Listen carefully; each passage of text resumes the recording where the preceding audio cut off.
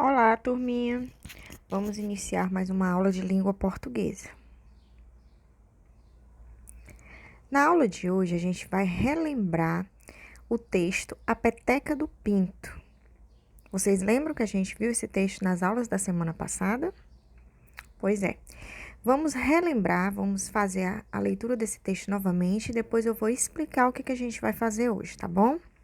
Então, vamos lá. Um pinto maluco, levado da breca, cismou que queria brincar com Peteca.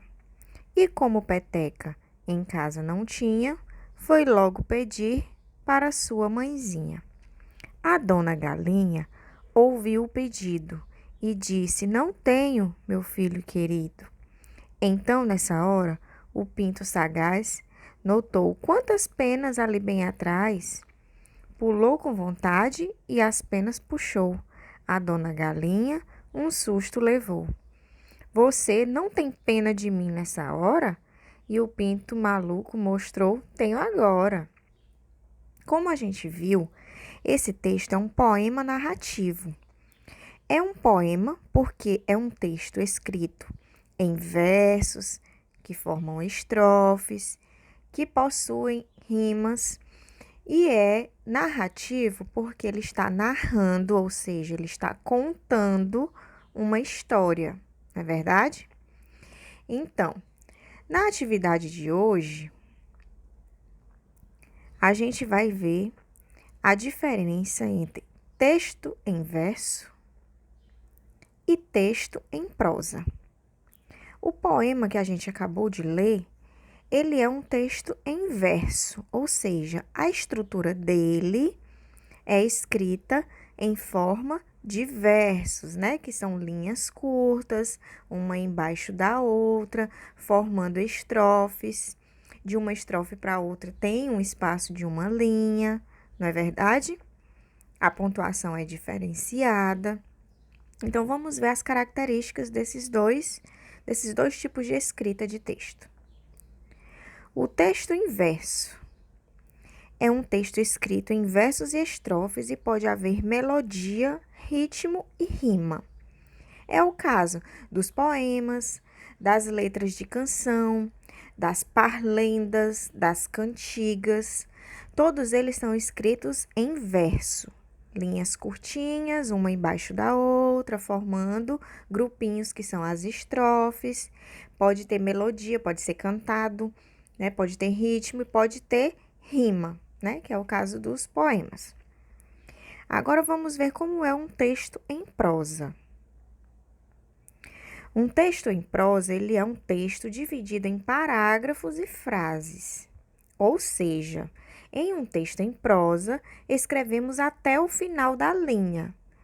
A estrutura é diferente da estrutura do poema. Não possui rimas, tá? É um texto contínuo. A gente escreve na linha até chegar no final.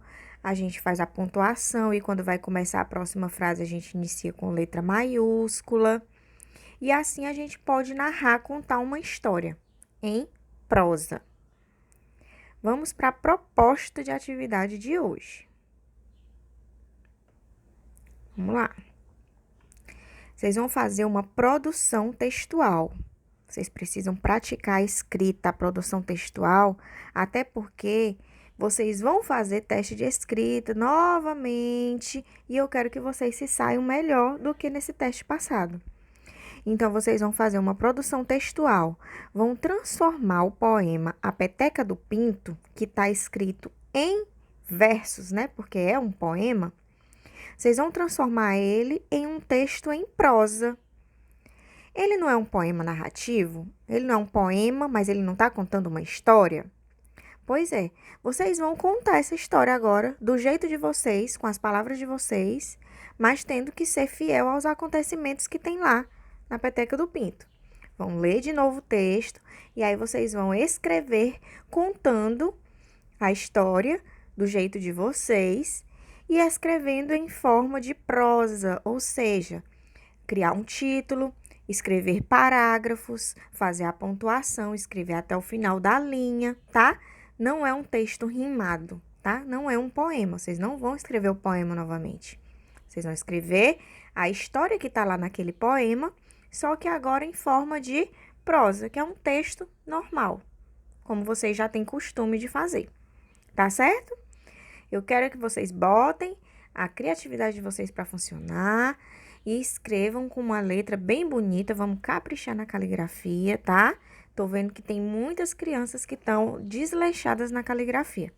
Vamos caprichar na caligrafia e também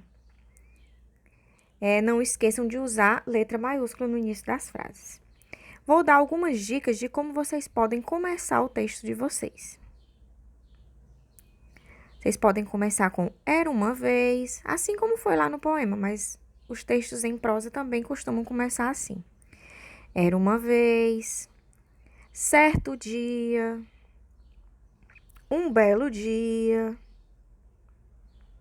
havia um pinto, né? Que a gente tá falando da peteca do pinto. Então, vocês podem começar o texto de vocês utilizando essas expressões. Para continuar, para fazer os parágrafos de continuação do texto de vocês podem usar as seguintes palavras ou expressões. Mas, e aí você vai e conta o que aconteceu. Ou foi aí que, aí você conta o acontecimento, fala do acontecimento. Foi então que, aí, né, você vai dar continuidade. E para terminar o texto, para concluir a história, para terminar o texto, você pode falar, pode escrever. Então, aí você vai dizer como terminou a história.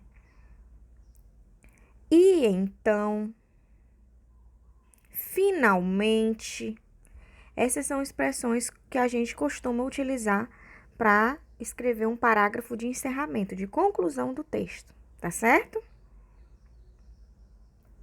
Não esqueça de iniciar o título e os parágrafos com letra maiúscula. E também de fazer a pontuação das frases, tá certo? Terminou uma frase, tem que colocar o ponto. E para começar a próxima, iniciar com letra maiúscula novamente, tá certo? Então, vamos lá, quero ver as produções de vocês.